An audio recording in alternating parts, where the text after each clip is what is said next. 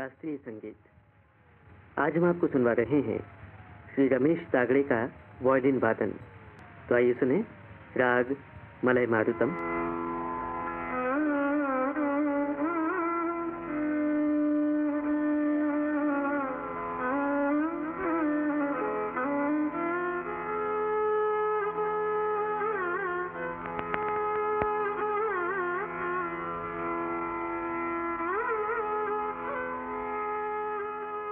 जिनके ऋण से उरुण होना अगम, जो ज्ञान स्वरूप प्रेम रूप मातृ पितृ सम, जो शून्य से पूर्ण गढ़ने में सक्षम, साक्षात नाद ब्रह्म सद्गुरु सहज सरल सुगम। थक गए हैं शास्त्र करते जिनका वर्णन, ईश रूप गुरु चरणों में सादर नमन।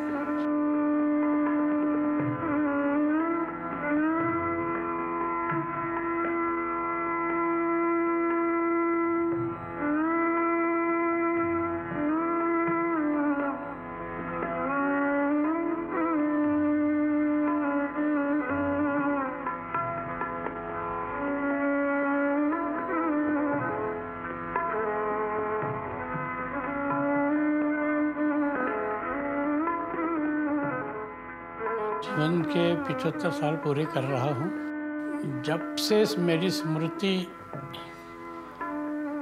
कायम है और जो यादें मुझे हैं उसको मैं दोहराता हूँ।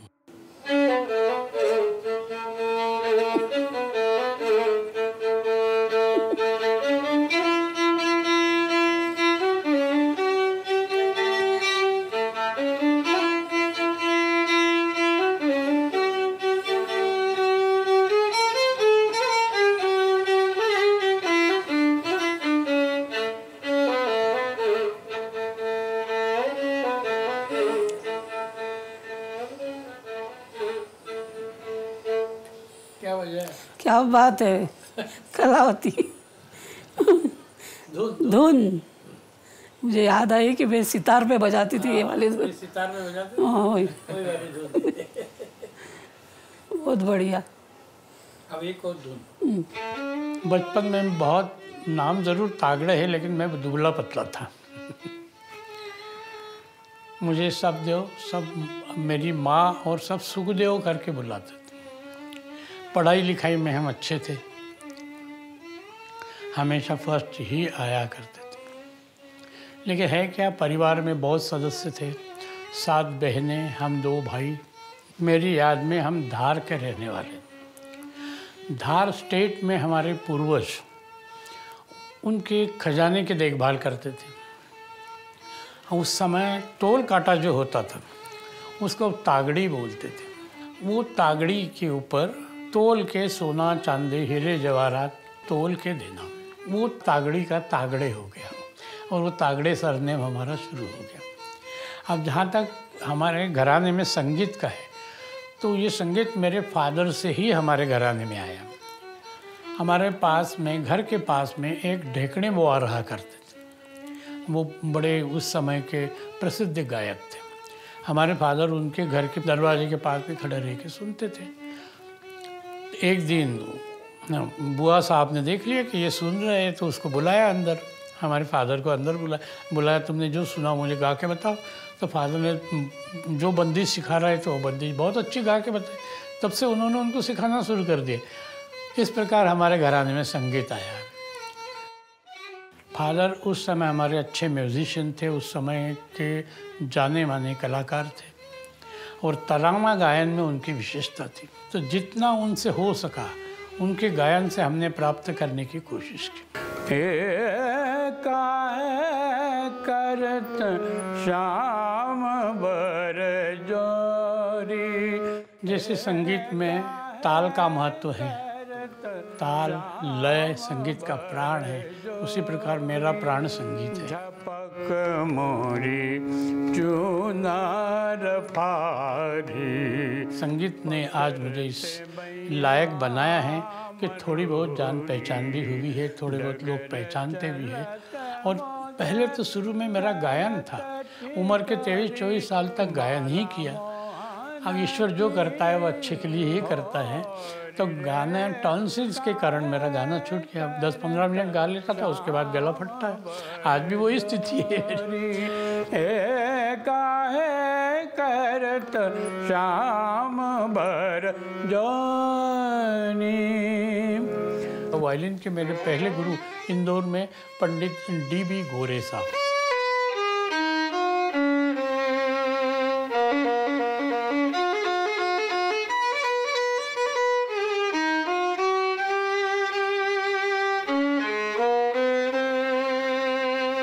उस समय रेडियो के स्टाफ आर्टिस्ट थे। उनके पास मैंने कम से कम 4-6 महीने तक राग जयजयवंती और यमन, ये 2 राग उनसे सीखे थे। उस समय में पंडित V.G. जोग इंदौर आए थे। V.G. जोग और बिस्मिल्लाह खां की जुगलबंदी का कार्यक्रम था अभिनव कला समाज की ओर से। उस समय के प्राचार्य गवर्नमेंट म्यूजिक कॉलेज में प्राचार्य चिंचोरे थे। चिंचोरे साहब और V.G. जोग ये दोनों बचपन के दोस्त। तो उन्होंने मुझे जोग साहब से मिलाया। तो उन्होंने मुझे मेरा कहा कि मैं आपका वायलिन सुनूंगा। फिर हमने उनको वायलिन सुनाया। वो बड़े खुश हुए और मुझसे पूछने लगे कि चलो मेरे साथ मुंबई में, वहाँ मेरे घर रहना और सीखना। तो इस प्रकार वो मेरे गुरु बने और आज जो कुछ वायलिन में थोड़ा बहुत बजा लेता हूँ वो उन्हीं के आशीर्वाद से है।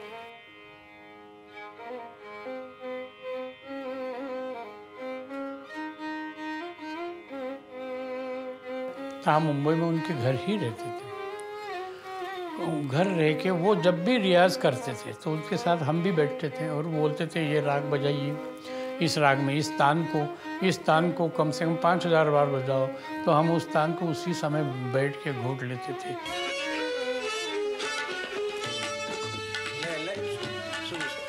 अच्छा, हमने जो लय कही थी उस लय में शुरू करिए।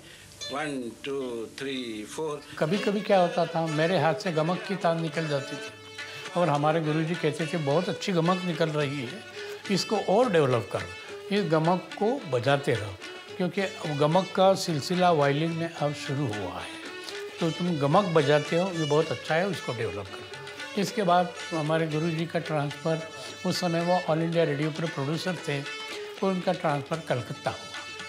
तो फिर हम कलकत्ता जाया करते थे।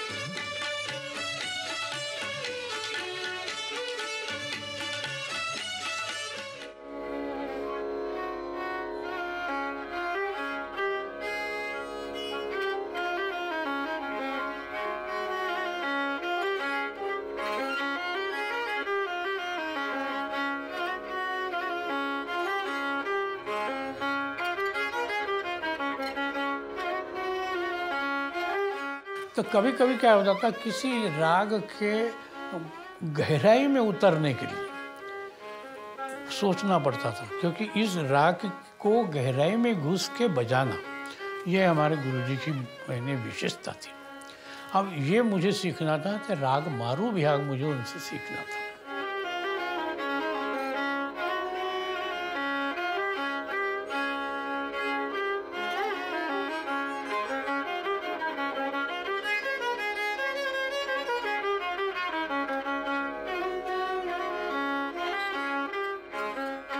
तो एक दिन हम जब कलकत्ता गए तो मैं हमारे मिसेस को भी साथ में ले गया। तो मिसेस को वो हमारी बिल्कुल पास में बिठाते थे, बेटी जैसा रखते थे, और मुझे कहते थे नीचे बैठो, तुम स्टूडेंट हो। तो मैं नीचे बैठ के उनके सामने बजाता था। तो उस दिन मुझे, हमने पहले ही तय कर लिया था, मिसेस से भी मैंने बात कर ली थी कि देखो आज मारू बिहाग सीखना है, मैं थोड़ा सा गलत बजाऊंगा, गुरुजी नाराज़ होंगे और फिर स्वयं वायलिन हाथ में लेंगे और मुझे वायलिन में मारू बिहाग सुनाएंगे। तो मुझे असली मारू बिहाग सीखने को मिल जाएगा कि मारू बिहाग क्या है, उसकी गहराई क्या है। तो जैसा हमने सोचा था, प्लान बना के गए थे, और वैसा ही मैंने नीरेगा ऐसा मारू बिहाग में किया। तो बड़े नाराज़ हो गए, नीरेगा ऐसा नहीं आता है, नीरे सा ऐसा भी नहीं आता है, नी सा गा, यही स्वर मारू बिहाग में लेने चाहिए, प नी सा गा, यही। तो फिर मैं बार बार मेरे साथ नीरे सा ऐसा ही आ जाता था। कि वो लेना ज़रूरी था, क्योंकि वो फिर वो नाराज़ हो गए। उन्होंने कहा निकाल मेरा वायलिन। फिर हमने उनका वायलिन निकाला, उनके हाथ में दिया। फिर उन्होंने जो मारू बिहाग शुरू किया था, आपको बता रहा हूँ 1.5 घंटे तक हम सिर्फ मारू बिहाग हम दोनों ने बजाए। फिर बजाने के बाद बोलते हैं अब तो तुम सही बजा रहे हो। उस समय नीरे सा बार बार क्यों? मैंने गुरु जी मुझे आप सही मारू बिहाग सीखना था, इसलिए वो गलती की, माफ़ करना मुझे।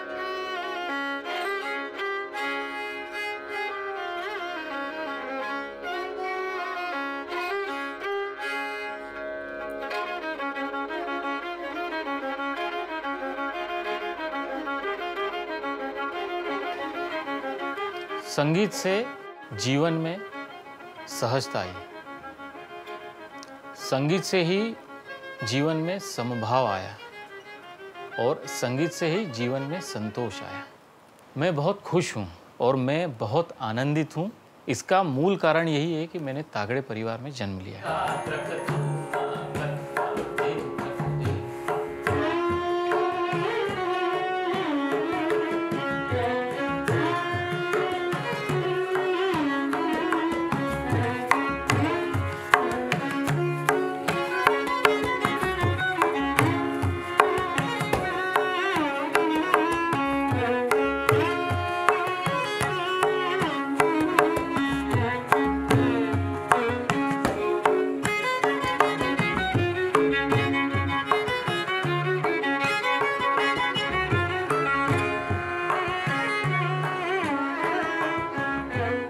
मैंने पिता के रूप में एक दोस्त, एक साथी के अलावा एक बहुत बड़े मार्गदर्शक को पाया। आज उम्र के 40 साल हो चुके हैं मुझे। अभी भी ऐसा लगता है कि मैं शायद अपने पिता के पद चिन्हों पे चलने की शायद शुरुआत ही की है मैंने। कि आज डॉक्टर रमेश तागड़े है तो डॉक्टर रमेश तागड़े वो सिंगल व्यक्तित्व नहीं है। उसमें रश्मि तागड़े भी है, उसमें अनुराग तागड़े भी है, अंतरा तागड़े भी है, उसमें दीप्ति तागड़े भी है, उसमें आराध्य भी है, उसमें अनादि भी है।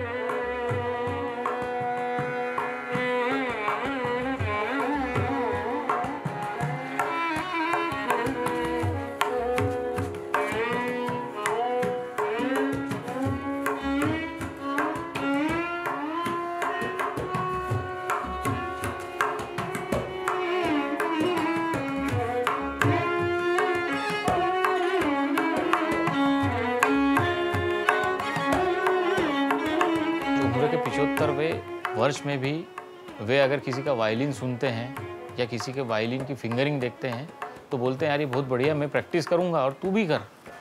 तो सीखने की क्षमता तो उनमें अभी भी उतनी ही है जितनी एक छोटे बच्चे या छोटे से जो सीखता है बच्चा वायलिन शुरुआत में, उतनी है। स्कूल छोड़ने जा रहे हैं, उस दिन परीक्षा है, लेकिन इनका क्रिकेट का जो सबसे ज़्यादा बड़ा शौक़ था वो इनके ऊपर हावी हो जाता था। परीक्षा के समय में सिर्फ 10 मिनट बाकी हैं और हम मैदान में खड़े होकर स्कोर देख रहे हैं, मैच देख रहे हैं और बड़ा मज़ा आ रहा है।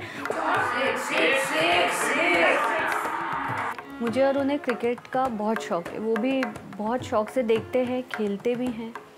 तो हम लोग शुरू में जब मैचेस होते थे इंडिया के तो हम लोग साथ में बैठ के देखते थे और उतने ही एंथुजियाज़म के साथ वो मेरे साथ में चीयर अप भी करते थे। वो भी बहुत अच्छे बॉलर और बैट्समैन हैं, बैटिंग भी अच्छी करते हैं। अनादि में उस कारण वो क्वालिटीज़ आई हैं और उन्होंने जब ये चीज़ हमने देखी और हमने उसको डाला तो सबसे पहले वो ही थे जिन्होंने इनिशिएटिव लिया कि इसको आपको ग्राउंड पे लेके जाना चाहिए और इसको खिलाना चाहिए। सृजन धर्मिता या प्रयोग धर्मिता की बात करें तो सिर्फ 7 सुरों से ही नहीं खेले कभी।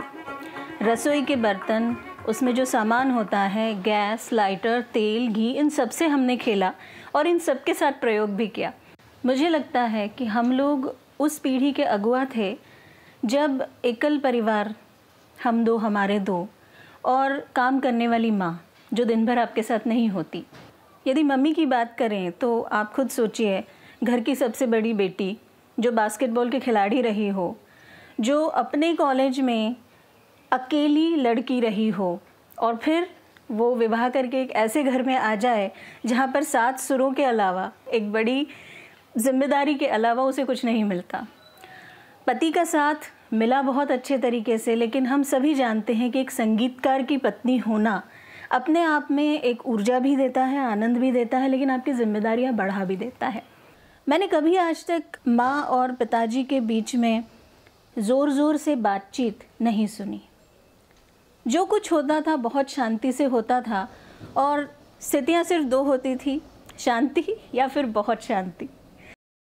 देखिए, वो संगीत की शौकीन तो थी, संगीत के प्रति उसको शौक बहुत था, सितार भी थोड़ा बहुत बजा लेती थी। तो सिखाते समय जो बंदिशें हम सिखाते, आज उसको सिखाते सिखाते याद हो जाती। कई बार वही बंदिशें वो मुझे कहती कि इसका अंतरा ऐसा नहीं ऐसा है, वो याद दिलाती है। अच्छा, रियाज के मामले में जहाँ तक है तो मेरे परिवार से, मेरी मिसेस की ओर से बहुत सहयोग मिला। मेरे कई प्रोग्राम में मेरी मिसेस ने मेरे साथ तानपुरा बजाया है। यदि मैं रियाज नहीं करूँ तो मुझे खाना नहीं देती। यहाँ तक कि भूख लग जाती थी, मैं किचन में जाके एक तान को बजाता था, रटता था, तब जाके वो खाना देती थी। हमारी शादी जो है म्यूज़िक कॉलेज में हुई थी, और ये बहुत सुखद पल था, क्योंकि ये कलाकार थे, एक म्यूज़िशियन के लिए इससे सरस्वती के यहाँ पे शादी में बनना बहुत बड़ी बात होती है। बहुत सौभाग्यशाली हूँ कि मेरी विवाह जो है तागड़े साहब के साथ हुआ, क्योंकि उनका काम ये है कि प्रोग्राम के कारण उनको हर शहर में, हर जगह, नई नई जगह जाना पड़ता था। पर उन्होंने भी ऐसा सोचा कि नहीं, चलो मैं ये भी साथ चले, तो मुझे भी साथ ले जाते थे। मैंने भारत के लगभग अच्छे सब बड़े शहर में घूम के आई हूँ, और सबसे अविस्मरणीय तो हमारी 4 धाम यात्रा रही। संगीत के 2 पक्ष हैं, एक व्यवहारिक पक्ष, दूसरा उसका शास्त्र पक्ष। तो परफॉर्मेंस देने के लिए भी शास्त्र का अध्ययन होना बहुत ज़रूरी है। तो शास्त्र प्लस व्यवहारिक पक्ष, ये दोनों जिसके मजबूत होते हैं वो मंची कला में हमेशा मंच में बाजी मार के ले जाता है।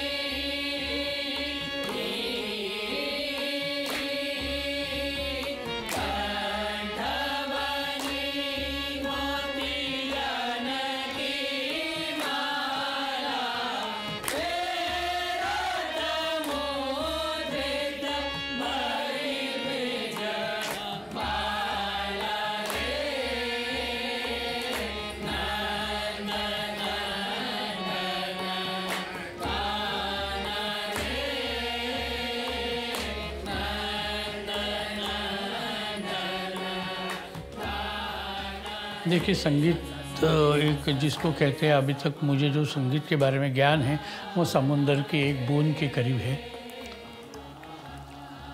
लेकिन फिर भी संगीत में आजकल जो शास्त्र पक्ष है उसमें कई लोगों ने पीएचडी की है। संगीत के व्यवहारिक पक्ष के ऊपर लोग रिसर्च नहीं कर रहे, संगीत के शास्त्र पक्ष के ऊपर बहुत लोग रिसर्च कर रहे हैं। तो मैं चाहता हूँ संगीत के व्यवहारिक पक्ष के ऊपर रिसर्च ज़्यादा से ज़्यादा हो, क्योंकि शास्त्र पक्ष के ऊपर रिसर्च करके शास्त्र को क्लिष्ट से क्लिष्टतम बनाने की कोशिश हो रही है। तो ये व्यवहारिक पक्ष को और सरल बनाने की मैं स्वयं कोशिश कर रहा हूँ। उसके साथ साथ सिखाने और सीखने की सुविधा मिले। राग बहुत सारे हो गए, लेकिन रागों की संख्या भी बहुत सारी हो गई, इसलिए मैंने एक नई संगीत की पद्धति निकाली जिसका नाम दिया है सहज और सरल राग गायन वादन की पद्धति। राग में वक्र स्वर नहीं होना, राग में वादी संवादी राग नहीं होना, कहाँ किस स्वर पे रुकना, ये कलाकार के ऊपर छोड़ देना चाहिए कि कलाकार किसी गंधार के ऊपर न्यास करना चाहता है तो करने दो, पंचम के ऊपर करना है तो करने दो, लेकिन एक स्वर समूह का एक ही राग हो। इस प्रकार राग में वादी संवादी का बंधन शिथिल करना, सिर्फ राग में आरोह अवरोह इतना होना, वक्र स्वरूप भी बंद कर, तो ये राग गायन वादन में नए विद्यार्थियों को सिखाने में तथा गाने बजाने में बड़ी सुविधा हो जाएगी कि राग के जो क्लिष्ट नियम हैं उससे उसको मुक्ति मिल जाएगी। तो इस प्रकार निकालने का मेरा प्रयास है और इसके ऊपर आधारित राग गायन वादन की सहज और सरल नई पद्धति के ऊपर मेरा काम चल रहा है।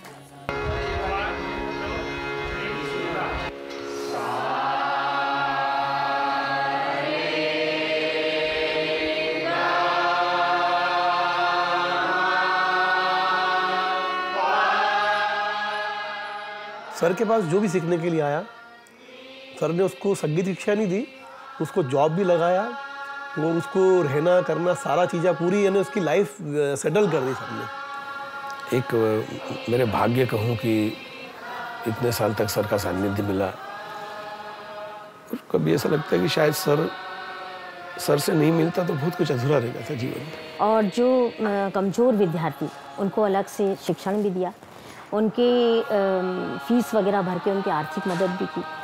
कई बच्चों के पास सीखने के लिए वायलिन नहीं रहता था तो सर अपने घर से वायलिन देते थे। मेरी पत्नी जो है सर की ही शिष्या हैं।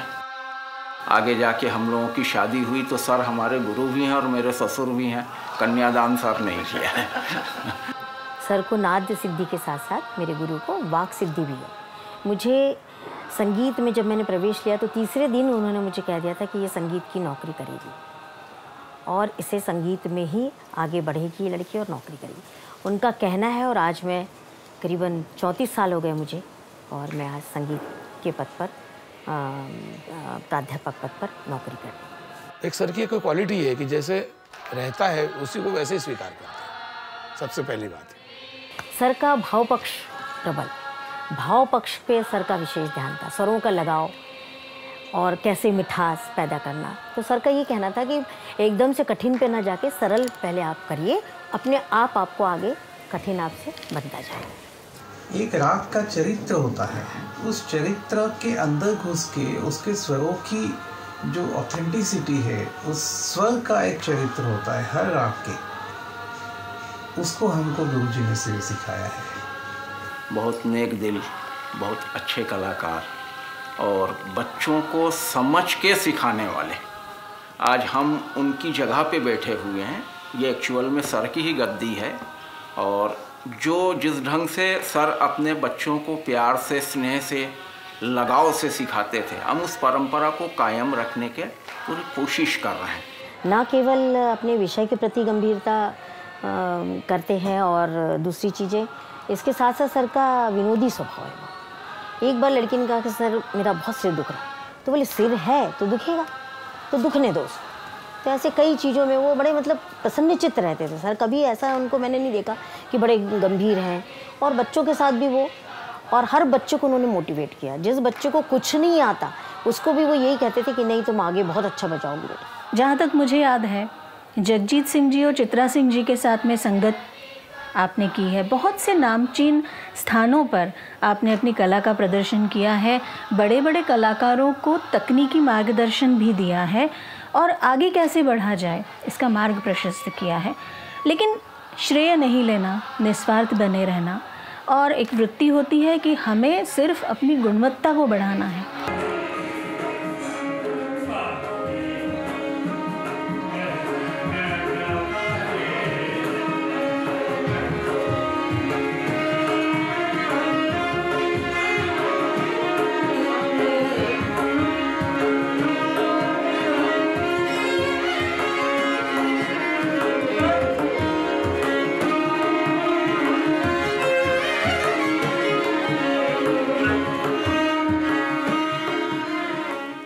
एक विघ्नेश्वर शास्त्री थे दक्षिण के, वो उत्तर भारत में वायलिन का ट्रेनिंग देने के लिए आए थे। उस समय पंडित वी जी जोग, डी के दातार ये उनके शिष्य।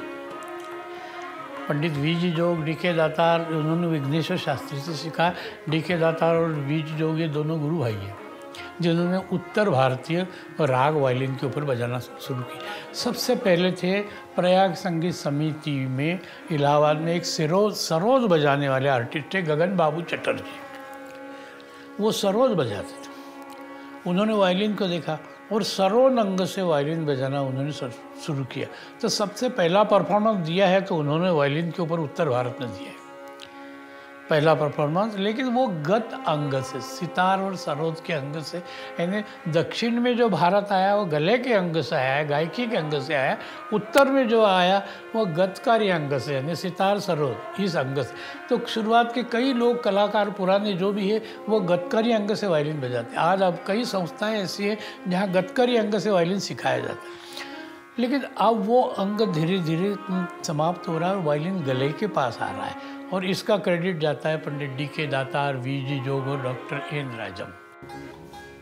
रमोलिन एक साज वायलिन से ही मिलता जुलता एक साज है जो सर ने अपने अनुभव से उसको इजाद किया, उसको बहुत मेहनत से बनाया, उस पर काफ़ी अनुसंधान भी किया।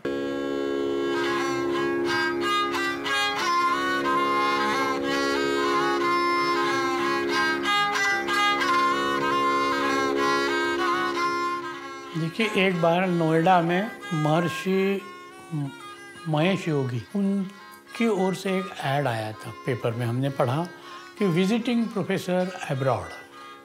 हमारा सिलेक्शन भी हो गया, विजिटिंग प्रोफेसर अब्रॉड। उस समय हमको लंदन, अमेरिका ये टूर प्रोग्राम पूरा सेट हो गया था। तो उस समय ये हम वायलिन बजाते थे। अब वायलिन ये विदेशी साज, आप बोलते विदेशियों में ही विदेशी साज आप सुनाओगे। हमने कहा विदेशों में विदेशी साज के ऊपर हम जो सुनाएंगे वो रहेगा भारतीय संगीत, विदेशी संगीत नहीं रहेगा। तो उन्होंने कहा ये विदेशी वाद्य उनके यहाँ, विदेशी वाद्य ये तो उनके यहाँ बहुत चलन में है। लेकिन उस समय एक बात मेरे दिमाग में चुभी कि ये वाद्य विदेशी है, इसका भारतीयकरण कैसे किया जाए, ये बात मेरे दिमाग में आई। तब हमने सोचा कि क्यों ना वायलिन की जो बॉडी है उस बॉडी को भारतीय वाद्यों की विशेषता है, सितार और तानपुरा, इन वाद्यों की विशेषता है तुम्बा। तो तुम्बे के ऊपर क्यों ना वायलिन बनाया जाए। रमोलिन बनाने में मुझे कम से कम 6-7 साल लगे, क्योंकि उसकी टोनल क्वालिटी एक बार बनाया, फिर टोनल क्वालिटी नहीं मिली, दूसरी बार बनाया, फिर भी टोनल क्वालिटी में, क्योंकि वायलिन की जो वर्तमान में आवाज़ है वो मुझे नहीं चाहिए थी। क्योंकि वर्तमान में वायलिन की जो आवाज़ होती है वो उस वाद्य की आवाज़ हो जाए तो दोनों में फ़र्क क्या रहा। इसलिए मुझे एक अलग प्रकार की आवाज़ चाहिए थी। तो उस टोनल क्वालिटी के लिए आज भी मेरा प्रयोग चल रहा है। अब रमोलिन नाम इसलिए रखा कि मेरा नाम रमेश, बजाते बजाते वायलिन का लीन, इसलिए रमोलिन ऐसा उसका नामकरण कर दिया गया।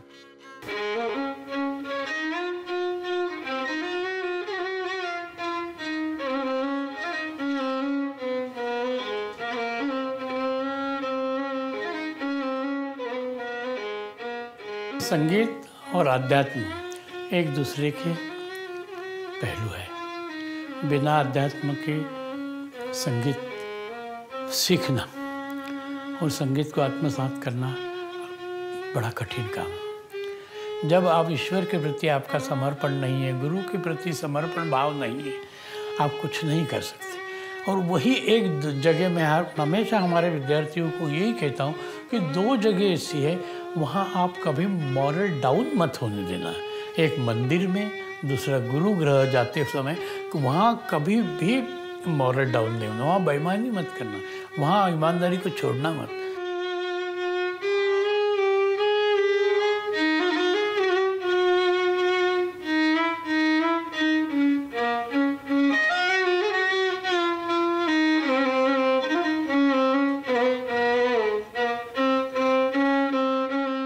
किसी भी कलाकार के लिए ये सबसे दुखद पल होता है अगर उसका संगीत उससे छीन लिया जाए। और 5 वर्ष पूर्व डॉक्टरों ने पिताजी को ये कह दिया था कि आपकी श्रवण क्षमता 20% रह गई है, आप कृपया करके संगीत छोड़ दीजिए। तब ये पापा ने दृढ़ निश्चय करके ये सोचा था कि नहीं, मैं संगीत की यात्रा जारी रखूँगा, संगीत छीन लोगे तो क्या बचेगा।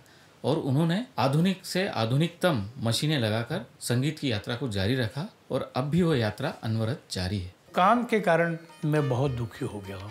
काम के कारण मेरा वायलिन छूट गया। आपको सही बता रहा हूँ, कभी कभी रोना आता है मुझे। लेकिन इस कमी को दूर करने के लिए मैंने शेयर मार्केट चुना। शेयर मार्केट इसलिए चुना कि मैं दिन भर उसमें व्यस्त रहूँ। तो उसमें शेयर मार्केट में ट्रेडिंग होती है। ट्रेडिंग में कभी घाटा भी आता है, कभी फ़ायदा भी होता है। लेकिन जहाँ तक मेरी तकदीर है, उसने मुझे घाटा कम दिया है और फ़ायदा ज़्यादा दिया है।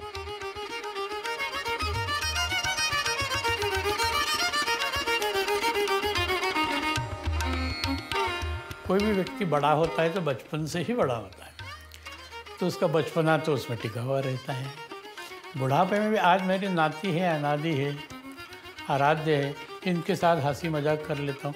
कभी ये महसूस नहीं होने देता उनसे कि मैं दादाजी हूँ। दादाजी तो हूँ है ही, लेकिन दादाजी के साथ मैं उनका अच्छा फ्रेंड हूँ, ये बनने की कोशिश करता हूँ।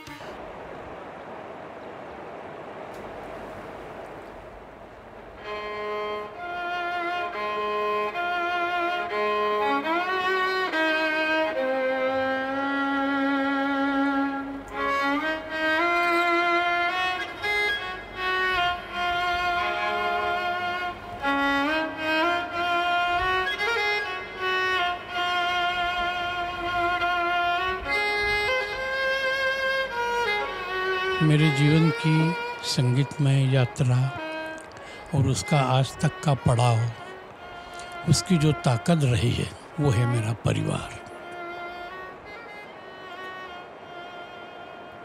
जब भी मैंने अपनी स्वयं की कल्पना पिताजी के साथ की है तो वो रियाज़ करते हुए की है, नए राग सीखते हुए, नई आलापी ताने सीखते हुए की है। और ज़िंदगी में भी मुझे यही चीज़ उन्होंने सिखाई है कि हर समय कर्मरत रहो।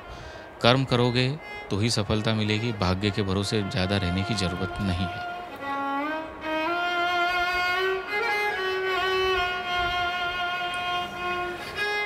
पिता कभी सिखाते नहीं, जी कर दिखा देते हैं।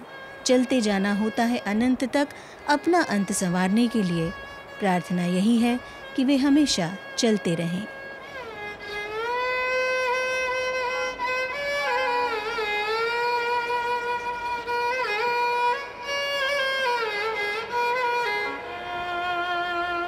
जीवन साथी के साथ मेरी यह जीवन यात्रा अनवरत जारी है। यदि पुनर्जन्म होता भी है तो चाहूँगी कि अगले जन्म में या हर जन्म में साथी के रूप में मुझे यही मिले और हमारी यात्रा ऐसे ही निरंतर अच्छी तरह से जारी रहे। ऐसे लोग अब दुनिया में बहुत कम हैं जो कि इसकी संगीत की सेवा में ही उन्होंने सारा जीवन अर्पण कर दिया। मतलब उनके उससे पता चलती कि कितनी निष्ठा है। बोले मैं चाहता हूँ कि मैं जब मेरी डेथ हो तो मेरा हाथ में वायलिन हो सकता है जिंदगी में मैं वहाँ तक नहीं पहुँच पाया जहाँ तक मैं पहुँचना चाहता था, लेकिन मैं जहाँ हूँ बेहद खुश और आनंदित हूँ। मैंने हर परिस्थिति का सामना डटकर किया। जिंदगी की किताब के कई पन्नों को पढ़ना अभी बाकी है।